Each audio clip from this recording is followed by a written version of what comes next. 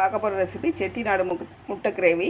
First ஒரு பாத்திரத்தை சூடாக்கி எண்ணெய் சேர்த்துருக்கேன். எண்ணெய் சூடாயிடுச்சு. அதில் ஹோல் ஸ்பைசஸ் எல்லாம் சேர்த்துக்கலாம்.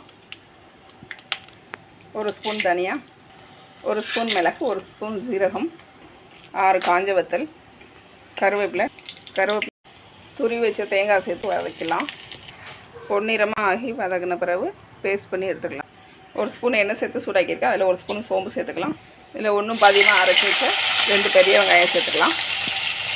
ஒரு ஸ்பூன் இஞ்சி பூண்டு பேஸ்ட்டு சேர்த்துக்கலாம். 2 பெரிய தக்காளி பேஸ்ட் பண்ணி வச்சுருக்கேன், அதை சேர்த்துக்கலாம். ஸ்பூன் மஞ்சள் தூள் சேர்த்துக்கலாம். 1/2 ஸ்பூன் காஷ்மீரி சில்லி சேர்த்துக்கலாம். அரைச்சி வச்ச மசாலா சேர்த்துக்கலாம். உப்பு சேர்த்துக்கலாம். தண்ணி சேர்த்துக்கலாம். மூடி ஒரு 5 நிமிஷம் சிம்மில் கொதிக்க விடுவோம். மல்லியில் சேர்த்துக்கலாம். முட்டையை உடச்சி சேர்த்துக்கலாம். அதில் 2 முட்டை உடச்சி சேர்த்துருக்கேன். 2 முட்டை வேக வச்சது சேர்த்துக்கிறேன். செட்டிநாடு முட்டை கிரேவி ரெடி.